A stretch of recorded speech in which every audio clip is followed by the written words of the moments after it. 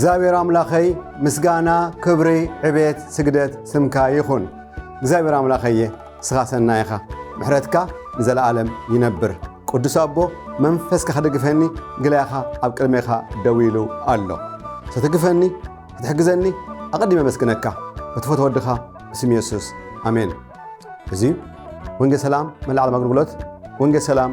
ወንጌል ብስራት እዩ። ንየማን ጸጋም ንነይ ዘይብል ጽሩዕ ዕላማ ዝሓዘ 1 million souls for Christ. One soul in one nation at a time, anywhere in any place, at any cost and sacrifice. Visible, ጽኑዕ ድልድል መርሖ ተመስረተ ሚኒስትሪ እዩ። ክብሪ ንስሙ ይኹን። ናይ ሎሚ መልእኽቲ ኣርእስቲ እግዚአብሔር ምእማን ገደብ የብሉን ወሰን የብሉን ደረት የብሉን መበል 154 ክፋል መልእኽቲ እዚ ነዊሕ ግዜ ወሰደ። ኣስታት 2 ዓመት ዝወሰደ ንምንታይ ንህይወትና ንህይወትኪ ንህይወትካ ኣዝዩ ጠቃሚ ዝኾነ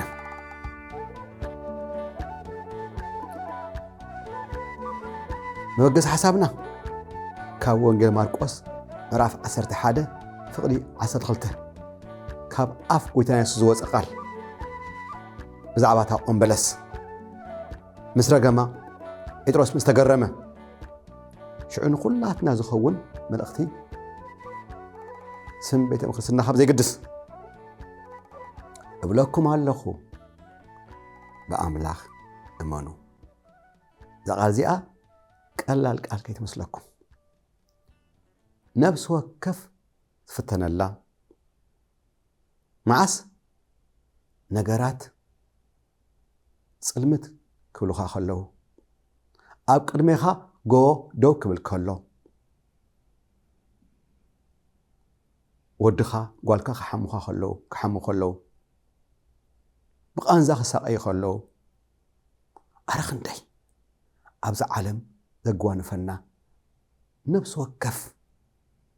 እቲ ብድሆ ክፈላለ ክእል ግናኸ ነብሲ ወከፍ ፈላለ መንገዲ ንገሊኡ ከቢድ ንገሊኡ ቁሩሕሽ ዝበለ ግናኸ ነብሲ ወከፍ ሰብ ብብዙሕ መገዲ ፍተን። ስለዚ ኣብ ዝሓለፈ ሰሙን ዝረአናዮ ብዛዕባ እምነትን ህይወትን ነቢይ ሕዝቅኤል እዚኣቶም ንሪኦም ዘለና ንእዝጊ ዝኣመኑ ናይ እምነት ጀጋኑ ኣብዛ ምድሪ እዚኣ ሓደ እዋን ይነብሩ ነይሮም ግናኸ ክሳብ መጨረሻ እምነቶም ኣብ ኣምላኽ ገይሮም ዝወድኡ ብፅቡቕ ዝዛዘሙ ዝሓለፉ ስለዚ ስሞም ኣብ ሓድሽ ኪዳን ኣመልክቲ ዕብራውያን ምዕራፍ 11 ተጽሒፉ ንረኽቦ። እዚኦም ዝሓለፉ ዝወድኡ ህይወቶም ድኻሞም ብርትዖኦም ኩሉ ተጽሒፉ ንረኽቦ። ስለዚ ኢና ካብኦም ንመሃር ካብኦም ኣእምሮና ክሕደስ ብዝናይ ዓለም ነገር ከይውሰድ እዚኣቶም ኣምላኽ ብኦም ባህ ዝበሎ ብእምነት ንኣምላኽ ዘስመሩ ስለ ዝኾነ ህይወቶም ንሪኢ ኣለና። ተጻሓፊ ካብ ኣቤል ይጅምር ዳሕራይ ሄኖክ ኖህ ኣብርሃም ሳራ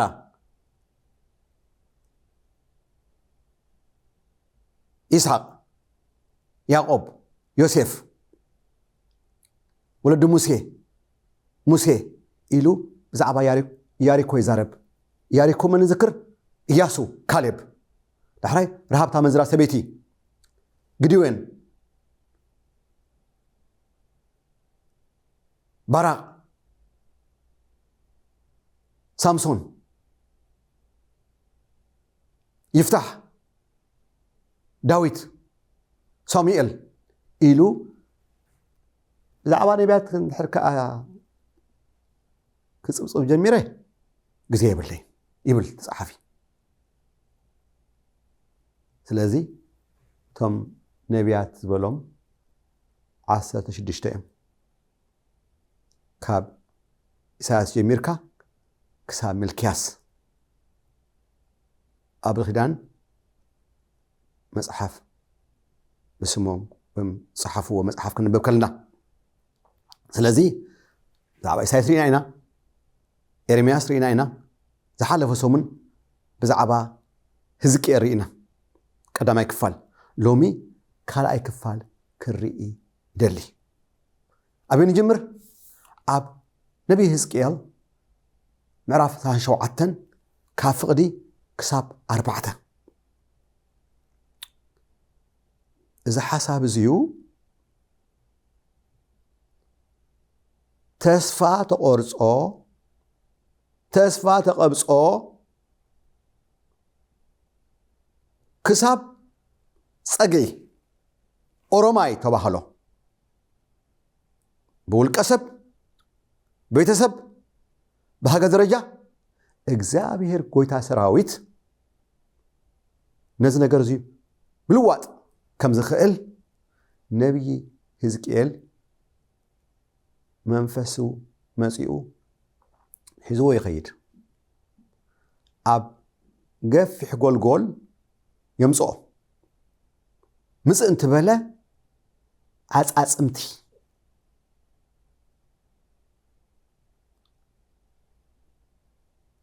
ዓጻጽምቲ ዝመልኦ ሽዑ ኣታ ወዲ ሰብ ይብሎ እዞም ትሪኦም ዘለኻ ዓጻጽምቲ ሲ ብህይወት ክነብሩ ይኽእሉ ወእግዚአብሔር ስኻ ትፈልጥ ይብሎ እዚ መልስ እዚ ስኻ ትፈልጦ ኣታ ወዲ ሰብ ተነበህ እግዚአብሔር ከም ዝልካ ይብላሉ ኢልካ ነዞም ዓጻጽምቲ እዚ ትንቢት ተዛረቦም ሽዑ ትንቢት ክዛረብ ጀመረ ዓጽሚ ኣብ ልዕሊ ዓጽሚ ጅማት ኣብ ልዕሊ ጅማት ቆርበት ፍንሕንሕ ክብሉ ጀመሩ እንዳራእዮም ሕዝቅኤል እንዳራእየ ሽዑ ህይወት ማይነበሮምን ዓጻጽምቲ ገጣጠም ኣሎ ጅማውቲ ገጣጠም ኣሎ ቆርበት ይመጽእ ኣሎ ግን ገና እስትንፋስ የብሎምን ሽዑ ናብቲ 4 ማዕዘን ናይ ንፋስ ንንፋስ ተዛረቦ እቶቦም ኣሎ ህይወት ክቦም ትንቢት ይዛረብ እንደገና ሽዑ እስትንፋስ ይኣቶም ዓብይ ጭፍራ ይኾኑ እንዳራእየ ጭፍራ ዓጻጽምቲ ዝነበረ እዚኣቶም ቤት እስራኤል እዮም ተስፋና ቆሪጽና ጠፊእና ናብ ካልእ ሃገር መጺና መንበሪና ገዛ ገዲፍና ይመጺና ኢሎም ኣጓሂ ተስፋ ምቁራጽ ኣብ ጸበባ ከለዉ እግዚአብሔር ጎይታ ሰራዊት ከምቲ ነቶም ዓጻጽምቲ ዝገበርክዎ ንዓኻትኩምን ህይወት ክወኩም እየ ናብ ሃገርኩም ክመልሰኩም እየ ክትዕንብቡ ኢኹም ኣይረኣና ዲና 1948 ብሓንቲ መዓልቲ ሃገር ክትኮን ከላ ካብ ሰሜን ካብ ደቡብ ካብ ምስራቅ ካብ ምዕራብ بفاصع خصوعن كله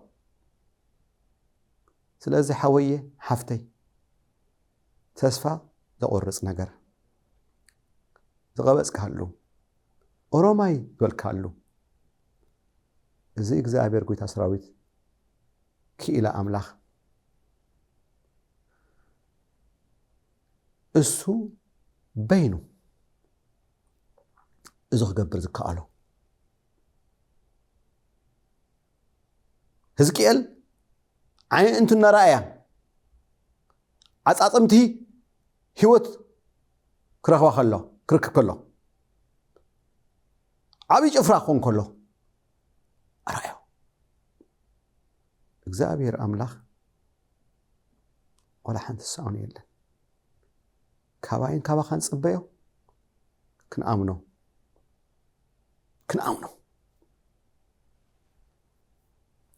ቀጺሉ ኣብ ሕዝቅኤል 47 ካብ 3 ክሳብ 5 ዘግርም መንፈሳዊ ዕቤት ወይ ድማ ወሓዚ ህይወት ምስ አምላኽ ንስጉሙ ምስ አምላኽ ዝጣበቁ በአርባዕተ ይኸፍሎ ሽሕ እመት አመተ ይብለና በትማይ ድማ አሳገረኒ በትማያት አሳገረኒ ምስ በለ ተማያት ኣብ ብርከይ ኣብ ይቕረታ ኣብ እግረይ በጽሐ ይብል እግረይ እዚኣ ተቀዳሜቲ ምስ አምላኽ መንፈሳዊ ጅማሬ ትባል ወንጌል መጀመሪያ ምስ አምላኽ ክጅምር ከለኻ ኣብ ሓድሽ ኪዳን ኢየሱስ ክርስቶስ ናብ ህይወትካ ክመጽእ ከሎ ስኽልካ ወለድኻ ኣመንቲ ስለ ዝኾኑ ዝመጽእ ኣይኮነን እዩ ነፍሲ ወከፍ ኢየሱስ ክርስቶስ ናብ ህይወቱ ዕድሞ ኣለዎ ነዚ እዩ ዮሐንስ ምዕራፍ 1:11 ኢየሱስ ናብ ህዝቡ መጸ ናቱ መጸ ኣይተቀበልዎን ተቀበልዎ ብስሙ ዝኣምኑ ተቀበልዎ ብስሙ ዝኣምኑ ወልድ አምላኽ ኾኑ መሰል ሃቦም መሰል ዝብሃወካ ንዓታ ኢየሱስ ናብ ህይወተይ ክትቅበሎ ከለኻ ስለዚ ተቀዳሜቲ ኣብ እግረይ መንፈሳዊ ጅማሬ ጅምረሉ ነገር ኣሎ ኩሉ ነገር ካብ ገለሉ ክጅምር ኣለዎ ንአምላኽ መስዓብ ድማ ስኽልካ አውቶማቲክሊ ወለድኻ ኦርቶዶክስ ስለ ዝኾኑ ከኒሻ ስለ ዝኾኑ ፔንቴኮስታል ስለ ዝኾኑ ዝበልካ ፀውዓለይ ኣይኮኒ ነብሲ ወከፍ ሓደ መዓልቲ በጽሒ ምስ ኮነ ንአምላኽ ዝቕበለሉ ግዜ ካብ ሰዓት እዚ ጎይታይ ያቀረበለለይ ክስዕበካ ኢሉ ጅማሬ ተኻልእቲ ሽሕ እመት አመተ ይብለና በትማያት አሳገረኒ ምስ በለ ኣብ ሕዝቅኤል ምዕራፍ 47 ካብ 3 እስካብ 5 ሽዑ ኣብ ብርከይ በጽሐ ይብል ኣብ ብርከይ መንፈሳዊ ምውሳኽ ጥዑይ መንፈሳዊ ዕቤት ናብ ጽቡቕ ዝመርሕ ናብ ላዕሊ መንፈሳዊ ኣብኡ ደዋ ይበለን ፍቅዲ 4 ሕጂ እውን 1000 እመት ኣመተ ምስ በለ ናብ ሕቆይ በጽሕ ዕሙቕ ዝበለ ዓሚቕ መንፈሳዊ ተሓድሶ ይጅምራለሁ ክብ እናበለ ይኸዳለሁ ሓልዋቶ አምላኽ ፍርሃ አምላኽ እንዳበዝሐ እንዳሰሰነ ብርሃንካ እንዳተኾልዐ ጽቡቕን ክፉእን ኣጸቢቕካ ተለሊ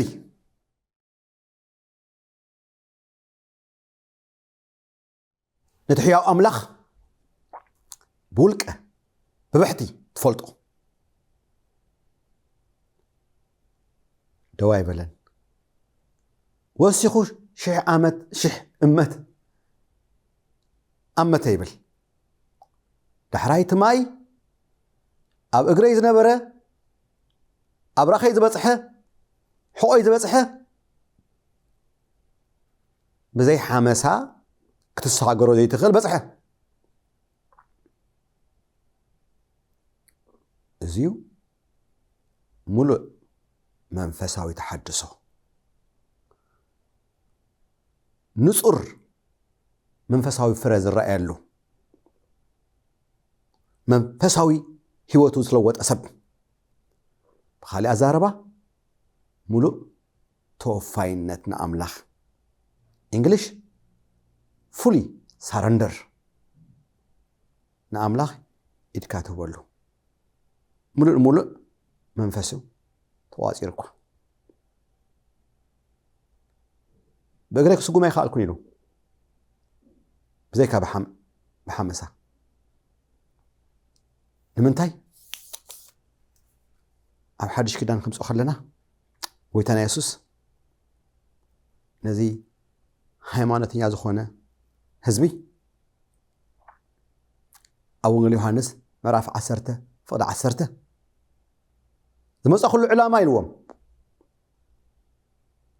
ህይወት ክወኩም ህይወት ምስርፉ ክበኩም መጻኹ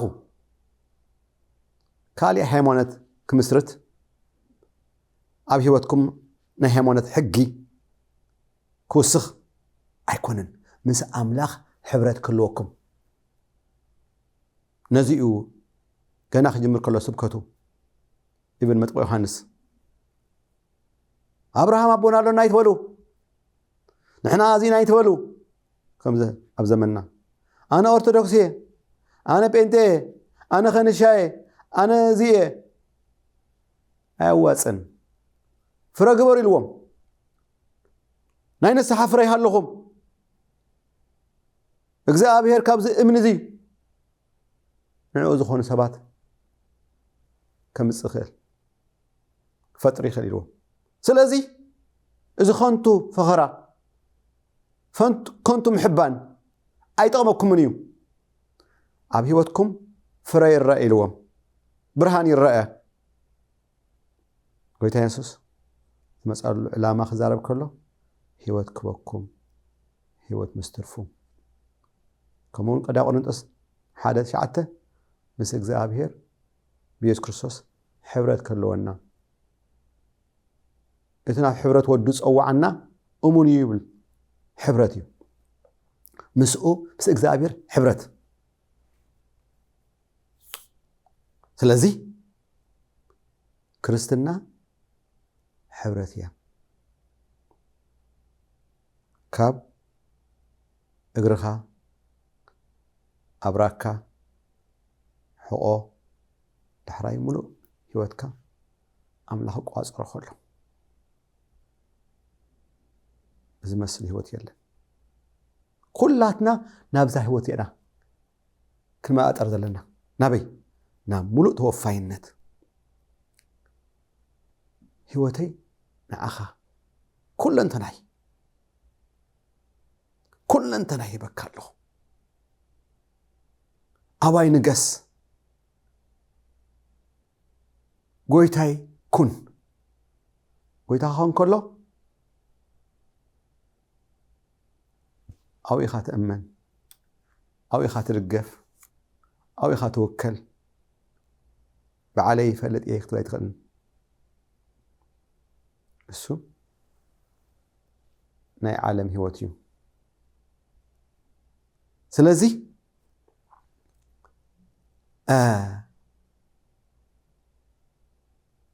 حويه حفتي كورات سمعتي زيس كريستوس نهوت كخمس ذكرم قال أبرأ يوحنس أسته فضل إسرائيل له قويتنا أسس زاربه إنه أو أفرق خويني معصو قاحو حبل الله من متخفيت الليسي ناوي أتو مسؤول دما دراري بل دراري بل ذكر من قاليو درات والأخلخة حبرتها لك تحبر حبرك تعلل حبرك تسأوت حبرك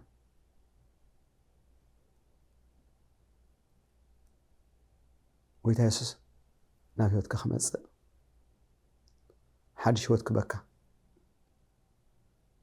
بحراي قس እንዳበለ ካብ ታሕቲ ጀሚሩ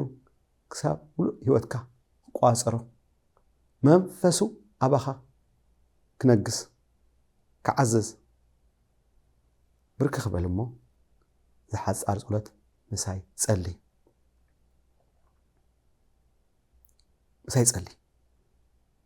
ብርክ ክበል ንምንታይ እግዚአብሔር ትሑታት ጸጋ ሂቦም ንዑብያ ድማ ይማዓቶም ይብለና ጸጋ ይሽልመካ ስለዚ ምሳይ ሓቢርካ ጸልይ ወየሱስ ኣብ ቅድሜኻ ንቀርብ ኣሎና ብሓጢአተይን በለለይ ድማ ይእመን ደንክ ጸልይ ምሕረትካ ኣባይ ይዕዘዝ ወየሱስ ንዓና ኣብ ህይወተይ ሓድሽ ህይወት ሃበኒ ሓድሽ ምዕራፍ ክጅምር ክስዕበካ ወሲነ ኣለኹ ስለይ ክትብል ኣብ መስቀል ሞይትካ ኢኻ የሱሰይ ንዓና ኣብ ህይወተይ ምሕረት ግበረለይ ስማዕ ሓወየ ጸሊኻ ዶ ጽቡቕ ጌርካ የሱስ ዓቦ ኣሳርሶ ዓቦ የሱስ ዕርፊ ኣብ ኢዱ ሒዙ ድሕሪ ጥምት ንመንግስቲ ኣምላኽ የበቅዕን ኢሉ መስቀሉ ተሰኪሙ ዘይስዕበኒ ንዓይ ብቑዕ ኣይኮነን መስቀል ሓሰር መከራ ጸርፊ ውርደት ስቃይ ዝሓዘ እዩ ኣብቲ መስቀል ሰባት ጡፍ ዝበልሉ ብዘንጊ ርእሱ ዝሃረሙሉ ዘላገጽሉ ግናኸ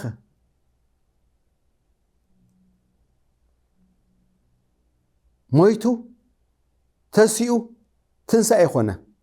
ንምንታይ ኣነን ንስኻን ሞይትና ከይንተርፍ ንመን ገይርዎ ተም ዝኣመንዎ ተም ሰዓብዎ ኣብ መላእ ዓለም ዝርከቡ ካብ መላእ ሃገር ዝመፁ ስማዕ ሓወየ ኢየሱስ مسعب مقبال نزل عالم مسوق تنبر نزل عالم مسوق ختنبري ايو نزي يسوس نعايز امنه انت متكوا كلها تهموتنا بدمري دحرايكن تنساء يزبحلالو نزل عالم مسوق تنبر خدوسو ييلو ስለዚህ የሱ ዓቦ ክመጽዩ ታግዜ ተወዲኣ ኣብ መጨረሻ ምዕራፍ ኣሎና ደወል ክድወል መለኸት ድማ ክንፋሕ ምናልባይስ ዝሓመምካ ሓወይ ዝሓመምካ ሓፍተይ ብቓንዛ ሳቐ ዘለኻ ብቓንዛ ሳቐይ ዘለኺ ወለዲ ደቅኹም ዝሓመምኹም እግዚኣብሔር ኣምላኽና እዩ ዘጸአት 35 ፍቅሬ 6 ኣነ እግዚኣብሔር ኣምላክካ ይብል فواسيخا أملاخي بذلك أملاخسي كالي فوس يلن أنا يفوسن እግዚአብሔር ይፈዋሲ አሚና ንጽልይ ስለዚህ እዳው ካዘርክሕ ናብ ትልጅን ቅርበል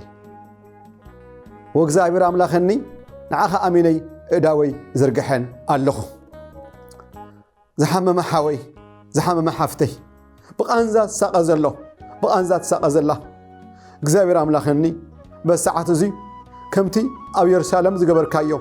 ኣብ ይሁዳ ዝገበርካዮ ሰማርያ ዝገበርካዮ ኣብ ከተማታት ክትገብር ይልምነካ ኣለኹ ነትፋሕ ዝበለ ህዝቢ ምስራእኻዮ ደንገጽካሉ ጎይታይ ንህዝብና ክድንግጸሉ ይልምነካ ኣለኹ ኣተሕማም ኣተቃንዛ ብስም ኢየሱስ ይዘካ ኣለኹ ጠስሚ ኣብ ሓውኹም ዝመክኽ ምክኽ ደውበል ተኣለኽ ካብ ህዝቢ ኣተሓወየ ሓፍተይ ሓራኹኒ ናጻኹን بسم يسوس برهان أملاخ نجوزاهم يتو برهان أملاخ نجوزاهم يتو سألما زبلة بسم يسوس تعالى وقويتا يمسكنك يبارخك الله ويسوس أب زمننا حياوكم زخونك دولار زي يفلت سمك كبري هو الله بسم يسوس آمين سمع حوية أفكا خفتمو نأملاخ أمسكنو نسخة حانتي سقمتي توصل كلها نسو شوعات سقمتي يوصل لمنتاي سناي طعم أملاخ سلازخونا خمين فلتو قلت يسوس كاب سماي وريدو أمدري እግዚአብሔር ክንደይ ሰናይ ምዃኑ ከሪእና ከሎ ኣብ ዕብራውያን 10:38 ካብ ሓደ ከተማ ናብ ካልእ ከተማ እናተዘዋወረ ጽቡቕ እንዳገበረ ዝሓመሙ ተፈወሰ እጋን ዝሓዞም ነፃ እናውፅአ ከምኡውን ኣብ ወንጌል ማርቆስ 7:6 ትህዝቶም ህዝቢ ሓለፋ ተገረሙ ይብል ንምንታይ ኩሉ ጽቡቕ ገበሮ ይብሉ ጽቡቕ ኣምላኽ ስለ ዝኾነ ምሉሙይ ኣውዛዝም ኣለኹ ኣብ ቀጻላይ ተማን ገለ ይብሉ ዝብል መበል 155 ብዛዕባ ህይወትን እምነትን ነቢ ዳንኤል ክርኢና ድሓንኩን ባባይ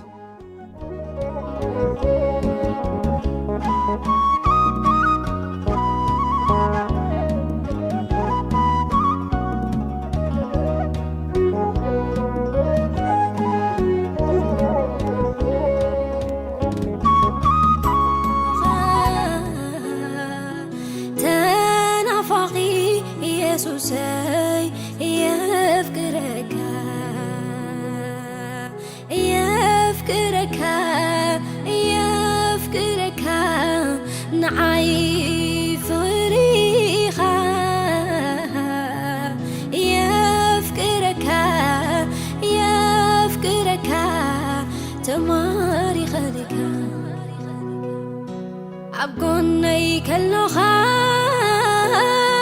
يقاتلن اللو تنافقوتك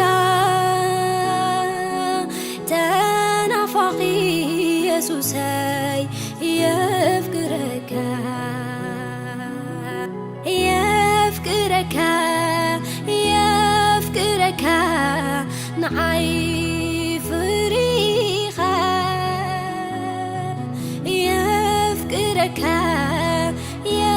يفكرك تماري خليك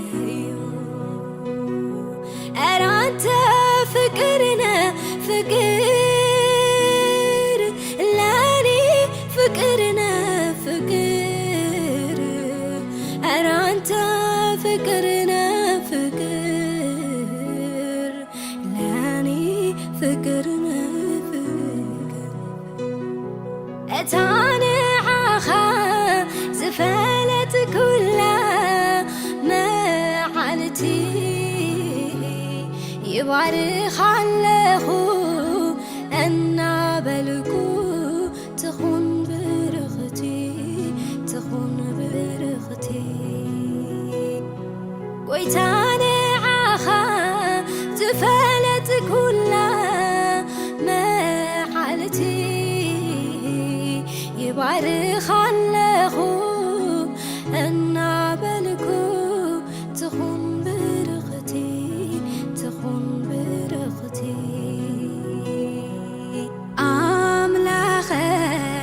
أملاخي كتبهان سلا زي حافركا سمكا يخبر